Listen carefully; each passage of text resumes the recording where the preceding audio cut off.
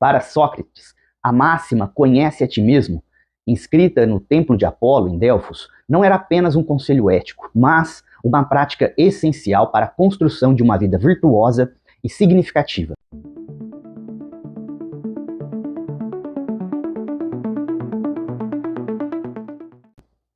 Perceba essa jornada como um ato revolucionário de reflexão crítica que rompe com o conformismo e as ilusões da vida cotidiana. Um dos pontos centrais que destaco é a ignorância socrática. Sócrates não se apresentava como um mestre detentor da verdade, mas como alguém que reconhecia sua própria ignorância. Só sei que nada sei. Esse reconhecimento não era um ponto de fraqueza, mas a base para o verdadeiro aprendizado. Também conhecido como razão negativa, uma prática filosófica que desconstrói as falsas certezas, revelando os alicerces frágeis das crenças e ideias pré-concebidas. O método socrático, a maiêutica, que faz referência ao ato de dar à luz, era sua ferramenta para esse processo. Sócrates, como um parteiro, ajudava seus interlocutores a darem à luz as suas próprias verdades. Ele não impunha respostas, mas fazia perguntas que forçavam os indivíduos a confrontarem suas inconsistências e assumirem a responsabilidade por suas ideias. Quantas vezes nos permitimos questionarmos a nós mesmos, nossas atitudes e o que está à nossa volta? Essa prática não é apenas intelectual, mas é uma prática ética. O caminho para a jornada do autoconhecimento, que exige coragem para admitir erros, rever crenças e transformar-se. Outro ponto que quero colocar aqui é a relação entre o autoconhecimento e as virtudes. Para Sócrates, conhecer a si mesmo era a chave para agir corretamente, conforme o bom, a verdade, aquilo que é perene. Ele acreditava que ninguém escolhe o mal deliberadamente. As ações erradas são fruto da ignorância sobre o bom e o verdadeiro. O autoconhecimento, então, é uma forma de clarificar valores e direcionar a vida em harmonia com as virtudes. Esse não é um processo individualista. Embora o autoconhecimento comece dentro de cada um, ele tem implicações em sociedade. Pois quando você busca autoconhecimento, causa transformação não só em você, mas também naqueles à sua volta. Sócrates via a si mesmo como uma mosca que instigava as pessoas na cidade de Atenas, despertando os cidadãos da apatia e da conformidade, tirando-os da zona de conforto ao desafiar as normas estabelecidas e as crenças infundadas. Ele buscava não apenas o seu próprio crescimento, mas também o da coletividade. O aspecto negativo da razão socrática é uma forma de negação do mundo aparente, daquilo que está à nossa volta. Sócrates não aceitava verdades prontas, nem se acomodava às respostas fáceis. Ele via a filosofia como um processo contínuo de desconstrução e reconstrução, onde cada pergunta levava a uma nova descoberta. Esse movimento é a essência da razão negativa. A busca pela verdade nunca é completa, mas está sempre em andamento. Essa abordagem é radical não porque oferece conforto. Muito pelo contrário, exige que o indivíduo enfrente as suas fragilidades, seus preconceitos e a sua ignorância. No entanto, é nesse confronto que reside a verdadeira liberdade, a autonomia. Assim, Sócrates inaugura uma forma de pensamento que não busca respostas definitivas, mas uma vida que é vivida de forma autêntica, alinhada com a busca incessante pelo bem e pela verdade. Portanto, posso dizer que Sócrates não é apenas um filósofo, mas, nesse sentido, um modelo de vida voltada para a busca de autoconhecimento.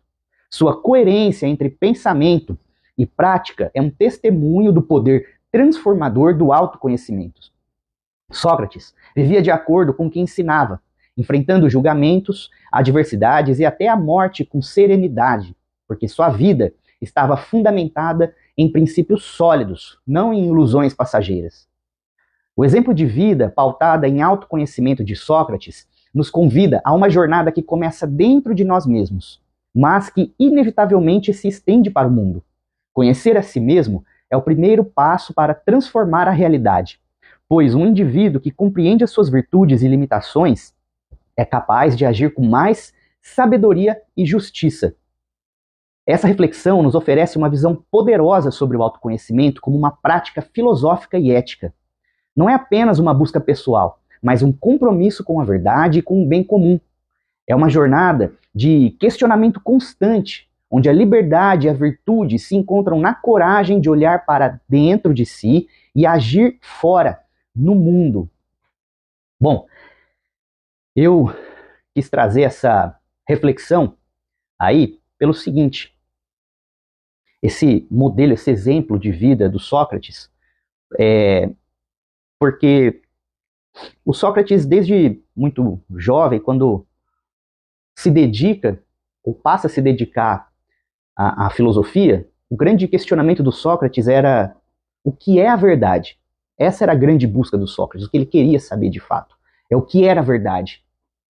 E era isso que ele perseguia. E durante a formação dele, como pensador, como filósofo do tempo dele, ele, com um contato breve com o Zenão, não o Zenão estoico, mas o Zenão pré-socrático, quando ele tem um contato com o Zenão, ou com um discípulo do Zenão, agora eu não vou me recordar, ele percebe que a verdade ela reside naquilo que é imutável, naquilo que é perene, naquilo que não se transforma. Mas o Sócrates, ele percebeu isso, mas ele não tinha um caminho para atingir isso. Ele não fazia ideia do que era essa verdade, ou o que era atingir essa verdade. E o Sócrates ele passou aí muitos anos da sua vida, inclusive em silêncio, refletindo sobre essa questão, e depois de um tempo começou a buscar na conversa com as pessoas. E aí até uma conversa que ele teve com a Diotima de Mantineia, também se não vai me fugir a memória, ela falou, olha, Sócrates, eu não posso te dizer o que é a verdade, mas tem algo que eu posso te dizer. Tem algo que eu posso te dizer, que é, eu sei que Eros é um deus voltado à comunicação entre deuses e homens e deuses. E eu sei que é essa comunicação que gera transformações. E Sócrates ficou com isso. Então o Sócrates ele percebeu que existe um quê de busca, de movimento no pensamento, na reflexão, nas ideias e nesse papel do Eros. E o Sócrates vive a sua vida, uma parcela da sua vida, em busca dessa verdade, desse conhecimento, mas ele estava olhando só para fora. Até que, num dado momento, ele, né, muito provavelmente, dentre várias vezes que ele visita o templo de Apolo, lá em Delfos, e aí o Sócrates era devoto de Apolo, vamos dizer assim, né, o deus da sabedoria. Então o Sócrates entendia o Apolo como uma espécie de divindade principal. E numa dessas visitas aí, num desses eventos da vida do Sócrates, ele entra lá no templo de Apolo e lê uma inscrição deixada por antigos sábios, que era conhece a ti mesmo. Aí ele conectou aquilo que, na verdade, ele fez algumas conexões, né? O que ele tinha aprendido das ideias do Zenão, com o que a Diotima tinha dito para ele, com o que ele tinha visto ali naquele momento. Isso num espaço de décadas, perdão, de muitos anos, talvez décadas. E ele conectou tudo isso e pensou, olha, essa busca, esse movimento de conhecer a si mesmo, talvez seja um caminho para buscar a verdade. E aí também é nesse momento que Sócrates percebe, ali numa conversa com outros, que ele não sabia nada, né, sobre quem era o homem mais sábio do mundo, e cada um dizia ali algo para comprovar, e Sócrates verdadeiramente, aparentemente sem hipocrisia nenhuma, ele diz, olha, eu só sei que nada sei. E aí quando ele percebe isso, esse é o principal combustível para a jornada. E aí, como eu sempre falo nos vídeos, o Sócrates percebeu que, ao contrário do Eros, a jornada não era para fora, era para dentro. O movimento do Eros é importante, mas ele cria um deslocamento do eixo. Ele percebe que a jornada não é fora, mas é dentro. Então o Sócrates, ele entende, e aquilo é como um clarão na vida dele. Aquilo é como se fosse uma percepção muito profunda de que, primeiro, ele não sabia de nada. Segundo, a verdade, ela reside naquilo que é perene, eterno, imutável, e não no que é aparente, que se desconstrói com o tempo ou com adversidades. Terceiro, ele percebe que é necessário uma jornada, uma busca, como um exemplo de Eros. E quarto, que essa busca é o conhecer a si mesmo. E aquilo passa a ser o objetivo central da vida de Sócrates, o autoconhecimento. Só que Sócrates, ele vivia na cidade mais poderosa do seu tempo. Ele conhecia as pessoas mais poderosas do mundo, ou as pessoas que eram gabaritadas nas leis, nas artes, nas construções, nos ofícios, enfim. E o Sócrates, se deparando com essas pessoas de mais alto gabarito, ele percebeu, olha, essas pessoas são arrogantes, essas pessoas acreditam saber tudo sobre algo, ou saber tudo sobre todas as coisas, mas estão todas presas no aparente, estão todas presas no que está fora, e na verdade as pessoas estão afundadas em ignorâncias sobre si mesmo. E enquanto estiverem afundadas em ignorância sobre si mesmo, essas pessoas nunca vão conseguir ser verdadeiramente boas, serem verdadeiramente éticas, viverem verdadeiramente para o bem comum, para a verdade, para o autoconhecimento, enfim.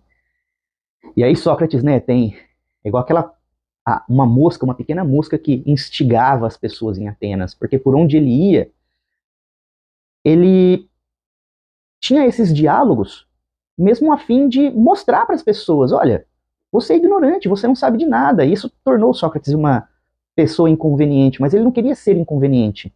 Ele estava ali, ele ansiava essa iluminação, mas ele não queria impor. Ele queria que as pessoas encontrassem isso, percebessem isso. Porque o Sócrates, de alguma forma, pensava que para viver em um mundo justo, em um mundo sábio, em um mundo bom, é preciso que as pessoas assim sejam. E o único caminho para isso é o autoconhecimento. É algo que ele percebeu para ele e ele queria passar para as pessoas, mas não adianta o discurso. Igual eu faço aqui com vocês, isso, a grande verdade é que não adianta muito. Tudo isso que eu faço em todos os vídeos não adianta nada.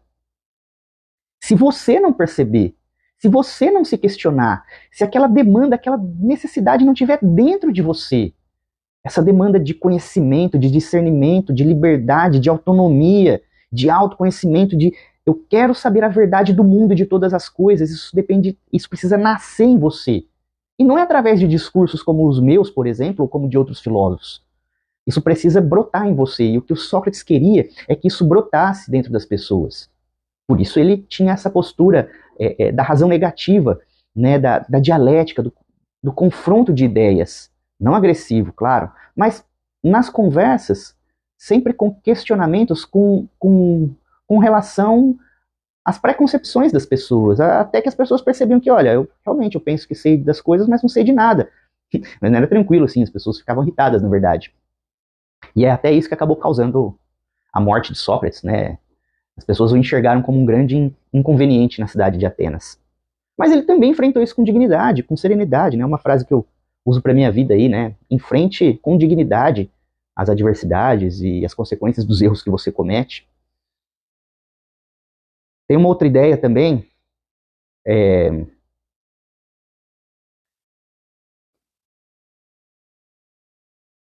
o autoconhecimento, ele é uma espécie de, como se fosse um lustre, né? Cheio de velas ou luzes. Quando você mexe em uma das luzes, todos os outros se mexem também. Então, quando você busca autoconhecimento, quando a sua vida começa a se transformar por isso, quando você começa a mudar por isso, a melhorar por isso, quando as suas atitudes começam a melhorar, quando você começa a melhorar diante do mundo, quando você começa a reagir melhor diante do mundo, isso vai afetando as pessoas à sua volta. Amigos, familiares, pessoas do seu trabalho. Então, quando você entra, mesmo que você não diga nada para ninguém, olha, eu estou assistindo o canal do Virgílio Armando de Oliveira, e é um canal que tem me trazido poderosos insights sobre autoconhecimento, tem me ajudado muito. Ou, não meu, também outros também. Ou as leituras que você faz, você fala, olha, eu estou lendo os estoicos, olha, eu estou lendo o budismo, olha, existem filosofias cristãs que estão transformando a minha vida, né? Mesmo que você não fale nada para ninguém, mesmo que você apenas exercite todos os dias essa transformação interna, esse autoconhecimento, e não fale para ninguém. A sua mudança, a sua transformação, mesmo que as pessoas nem notem, ela causa impacto sobre as pessoas. Primeiro das pessoas que convivem mais com você. Depois, isso vai causando mais impacto em outras pessoas. E essas pessoas, por sua vez, também vão impactando outras. Então, a gente, mesmo que o autoconhecimento seja uma busca pessoal, ele é um bem coletivo. Porque essa transformação causa impacto, pelo menos impacto, na vida de outras pessoas. E eu acho que esse é o grande exemplo da vida do Sócrates. Não o que ele era como personalidade, eu não estou falando de personalidade. Quando eu falei aqui que ele é um modelo, é nesse sentido de busca e jornada para o autoconhecimento, tá? Não estou falando sobre personalidade do Sócrates, sobre coisas que o Sócrates fez na vida dele, certas atitudes. Não. Estou dizendo um modelo de jornada para o autoconhecimento. Sim, Sócrates pode ser um modelo para isso. E é isso que pode transformar a sua vida, e é isso que pode transformar a vida das pessoas que você ama. Se você quer causar um bem para as pessoas, se você quer salvar alguém, digamos assim, se você quer trazer algo bom para alguém, se você quer melhorar a vida de alguém, então primeiro transforme a si mesmo. Conheça a si mesmo, mude a si mesmo. Assim, inevitavelmente, você vai estar já, através de exemplos, atitudes, melhorando a vida de alguém. É igual uma ideia de afogamento. Duas pessoas se afogando, uma não consegue ajudar a outra. Mas quando você tem o controle da água, da maré, quando você nada, quando você sobe em um barco, você consegue salvar alguém. Agora, se você está na mesma situação de ignorância, afundado na ignorância igual a pessoa, você não consegue ajudar ninguém. Então, essa lição, se você quer salvar alguém, se você quer ajudar alguém, primeiro salve a si mesmo, conheça a si mesmo, mude a si mesmo, transforme a si mesmo. Com certeza isso vai impactar a vida daquela pessoa que você quer ajudar. E é isso. Confie na jornada.